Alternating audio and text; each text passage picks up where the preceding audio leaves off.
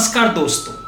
अगर मैं आपसे कहूं कि आने वाले समय में किसी भी कॉलेज या यूनिवर्सिटी के नाम के आगे A++, neck A+, B+ grade जैसे देखने न मिले तो शायद आपको थोड़ा सरप्राइज होगा, क्योंकि अभी तक हम यही सुनते आए हैं। इस यूनिवर्सिटी को नेक A+ मिला हुआ है, उस कॉलेज को B+ ग्रेड मिला हुआ है। लेकिन अब भारत का हायर एजुकेशन एक्रेडिटेशन सिस्टम एक नई चेंजेस की तरफ बढ़ रहा है।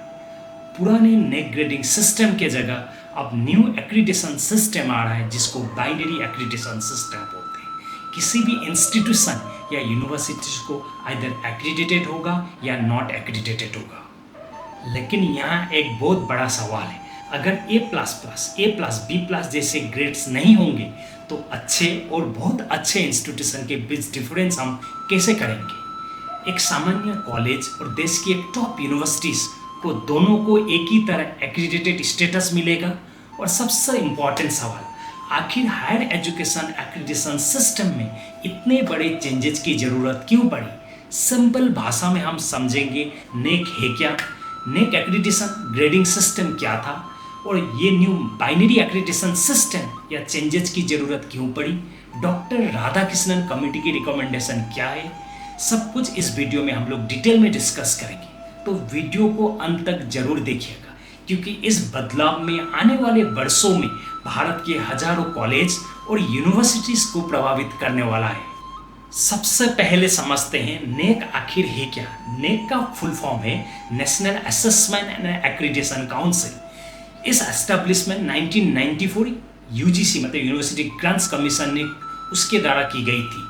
अब बिल्कुल आसान भाषा में समझिए, हमारे देश में हजारों कॉलेजेस और यूनिवर्सिटीज़ हैं, थाउजेंड्स ऑफ द कॉलेजेस और 1200+ यूनिवर्सिटीज़ हैं। लेकिन सवाल है, इन इंस्टीट्यूशन की पढ़ाई की क्वालिटी कैसी है, टीचिंग लर्निंग प्रोसेस क्या है, फैकल्टी और इंफ्रास्ट्रक्चर कैसा है, रिसर्च हो रही है या नहीं हो रही है, स्टूडेंट को सपोर्ट्स मिल रहा है या नहीं मिल रहा है, इंस्टीट्यूशन की गवर्नेंस कैसी है। इन सभी पहलू को असेसमेंट करने के लिए नेक एक्रेडिटेशन सिस्टम बनाया गया था। अभी तक हम जिस नेक सिस्टम को जानते हैं उसमें इंस्टीट्यूशन को ग्रेड्स दिए जाते हैं, जैसे A++, B++, B।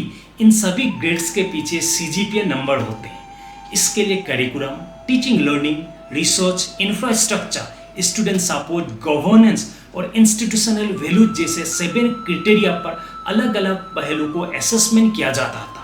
इसके बाद इंस्टीट्यूशन को CGPA और उस CGPA पॉइंट के आधार पर उनको ग्रेड मिलता था। और धीरे धीरे शुरू हुई एक बड़ी कंपटीशन।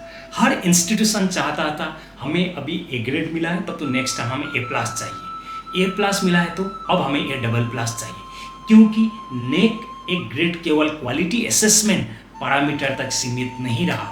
ये इंस्टीट्यूशन का रेपुटेशन और पब्लिक परसेप्शन से जुड़ गया, और कई मामलों में तो इंस्टीट्यूशन का ऑटोनॉमी और जो गवर्नमेंट बेनिफिट्स है उसको डायरेक्टली नेक ग्रेडिंग के साथ लिंक कर दिया गया। लेकिन फिर सवाल है, पुराने सिस्टम इतनी कंपटीशन हो रहा है, सब कुछ अच्छा है, तो बदलने की ज़रूरत क्यों पड़ी। यही कहानी इंटरेस्टिंग हो जाती है। भारत का हायर एजुकेशन सिस्टम एक बहुत बड़ा और डाइवर्स है।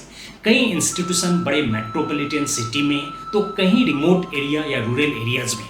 किसी के पास बड़े रिसोर्स है तो किसी भी कॉलेज या यूनिवर्सिटीज़ के पास लिमिटेड रिसोर्स है और अलग अलग परिस्थितियों में काम कर रहा है। दूसरी बड़ी चैलेंज, बड़ी संख्या में हायर एजुकेशन इंस्टीट्यूशन अभी तक एक्रेडिटेशन के पार्टिसिपेशन नहीं हुए हैं, वो अभी तक भी नॉट एक्रेडिटेटेड है। अगर क्वालिटी एश्योरेंस सिस्टम सभी इंस्टीट्यूशन तक नहीं पहुंचता तो पूरे हायर एजुकेशन सिस्टम में क्वालिटी इंप्रूवमेंट कैसे एनकरेज किया जाएगा। दूसरी चुनौती थी, ये जो पुराने सिस्टम को अधिक सिंपल, ऑब्जेक्टिव, ट्रांसपेरेंट और टेक्नोलॉजी ड्राइवन कैसे बनाया जाए।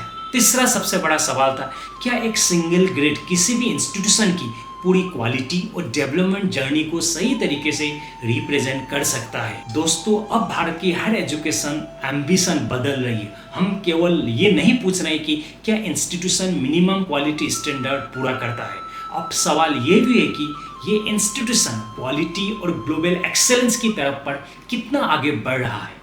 इन्हीं बड़े सवालों के बीच एक्रेडिटेशन सिस्टम में एक ट्रांसफॉर्मेटिव रिफॉर्म्स की जरूरत हुई। और यहाँ एंट्री होती है डॉक्टर राधाकृष्णन कमेटी की, जो NEP 2020 जो फोर्थ वर्टिकल में एक नेशनल एक्रेडिटेशन काउंसिल की बात की गई है, उन्हीं की बेस पर जो मिनिस्टर एजुकेशन ने हायर एजुकेशन इंस्टीट्यूशन को असेसमेंट और एक्रेडिटेशन सिस्टम में रिफॉर्म्स के लिए एक हाई लेवल कमेटी बनाई। इस कमेटी के चेयरमैन थे डॉक्टर के राधाकृष्णन। कमेटी ने एक्रेडिटेशन सिस्टम को अधिक सैंपल, टेक्नोलॉजी ड्राइवन, डेटाबेस और ट्रांसपेरेंट बनाने की रिकमेंडेशन दी और साथ में ज़्यादा से ज़्यादा हायर एजुकेशन सिस्टम इस एक्रेडिटेशन प्रोसेस में लाने की रिकमेंडेशन की गई है। इसी बैकग्राउंड के सामने आया ये नया मॉडल और इस मॉडल का दो हिस्से हैं। पहला बेसिक या बाइनरी एक्रेडिटेशन सिस्टम और दूसरा मैच्योरिटी बेस्ड ग्रेडेड लेवल यानी MBGL। अब इन दोनों को बहुत आसान भाषा में हम लोग समझते हैं। बाइनरी का सीधा अर्थ होता है दो पॉसिबिलिटीज, येस और नो, 0 या 1। और एक्रेडिटेशन के मामले में अदर इंस्टीट्यूशन एक्रेडिटेड या नॉट एक्रेडिटेड। पुराने सिस्टम में इंस्टीट्यूशन को जैसे A++, A+, B+ जैसे ग्रेड्स मिलते थे, लेकिन बाइनरी एक्रेडिटेशन में बेसिक क्वेश्चन होगा क्या इंस्टीट्यूशन निर्धारित एक्रेडिटेशन रिक्वायरमेंट को पूरा करता है। इफ हाँ तो इंस्टीट्यूशन एक्रेडिटेड, अगर नहीं इंस्टीट्यूशन नॉट एक्रेडिटेड। अब आप सोच सकते हैं इतना सिंपल सिस्टम क्यों?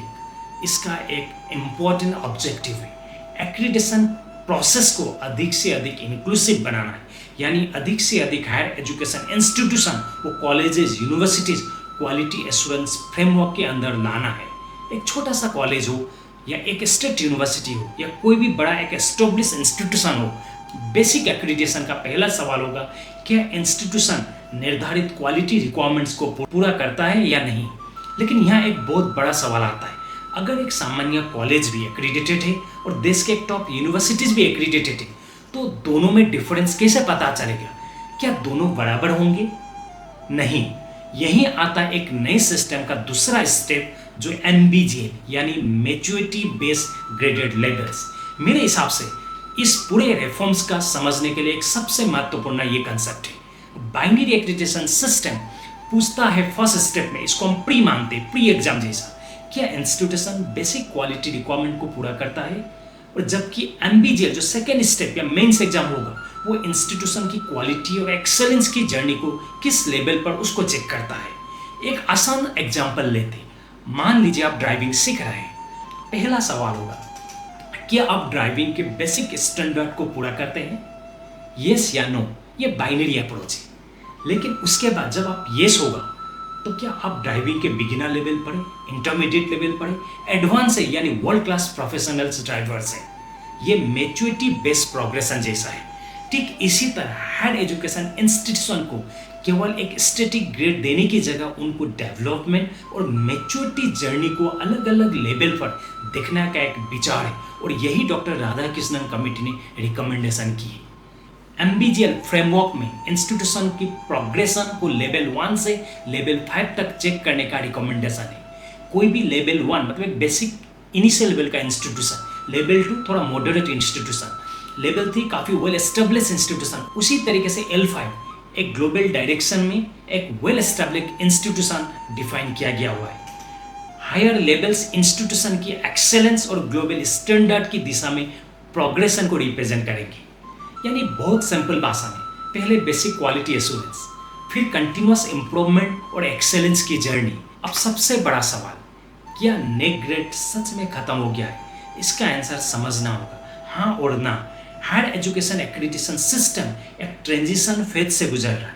इसलिए अगर किसी भी यूनिवर्सिटी या कॉलेज पहले से ही नेक एक्रेडिटेड हुआ है और उसका वैलिडिटी 5 इयर्स तक है, अभी तक खत्म नहीं हुआ, तो वो कंटिन्यूअस रहेगा।